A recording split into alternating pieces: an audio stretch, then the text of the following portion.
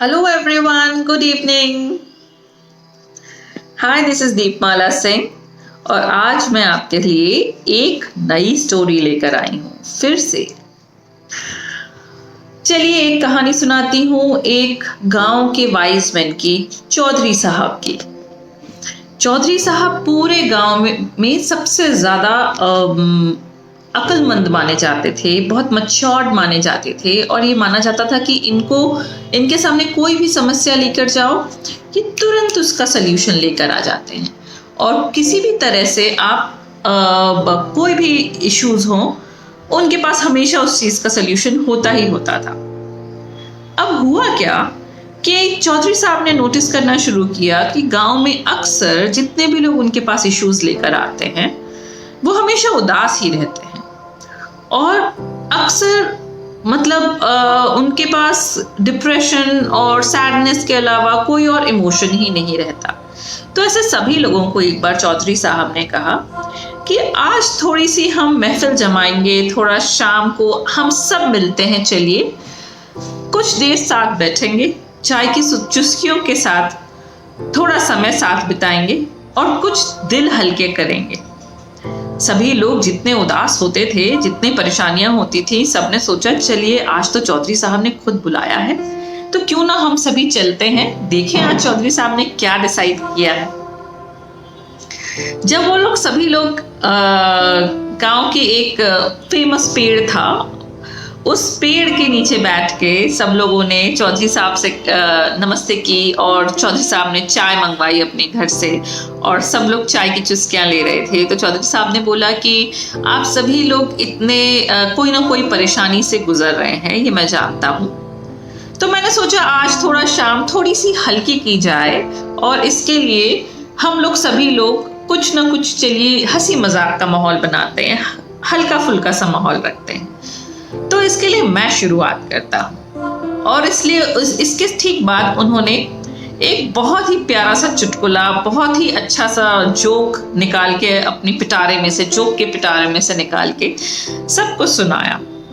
Joke सुनते के साथ ही सारे लोग इतने ठहाके मार के हंसे कि कुछ पल के लिए वो अपनी सारी परेशानियां भूल गए। चौधरी साहब बहुत अक्लमंद इंसान थे, जानते थे कि दूसरों की उदासी को दूर करने का इकलौता तरीका ये है कि वो जिस स्टेज में है उस सिचुएशन में थोड़ा सा चेंज लाया जाए, कुछ फन एलिमेंट ऐड किया जाए और थोड़ी देर के लिए सभी भूल गए कि वो किस परेशानी में थे। चौधरी साहब ने कहा कि चलिए फिर से कुछ सुनाता हूँ और सब बहुत अटेंशन के साथ उन्हें फिर से सुनने लगे और चौधरी साहब ने फिर से उन्हें वही सेम जोक रिपीट किया। सभी लोग सरप्राइज थे, कुछ उनमें से हंसे भी उस जोक पर सभी को लगा ये जोक तो अभी हमने सुना ही था, थोड़ी देर पहले ही सुना था।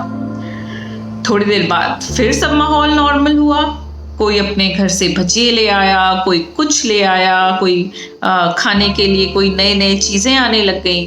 सब थोड़ी देर एंजॉय कर रहे थे। चौधरी साहब ने कहा चलो अब मैं एक और ह्यूमर देता हूँ, एक और जोक सुनाता हूँ।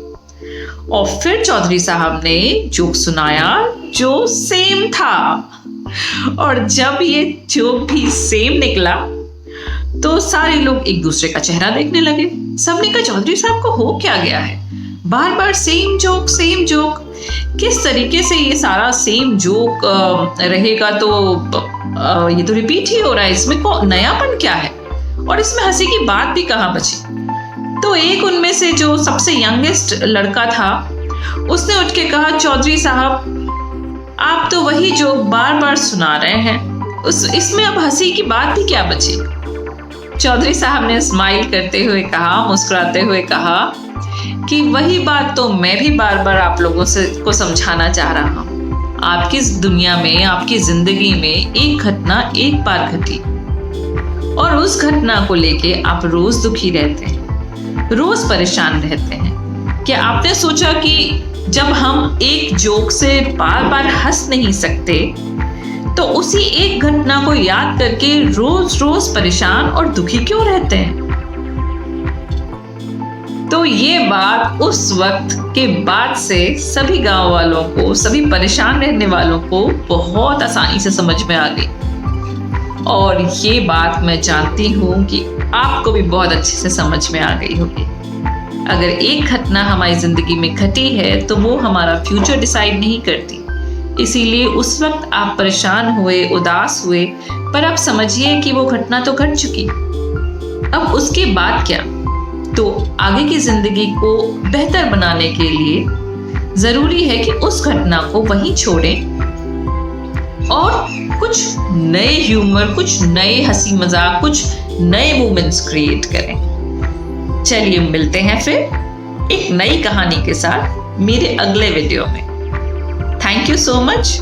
और अगर आपने अभी तक मेरे चैनल को सब्सक्राइब नहीं किया है तो I request you to please like and subscribe my channel. Thank you so much. Bye bye.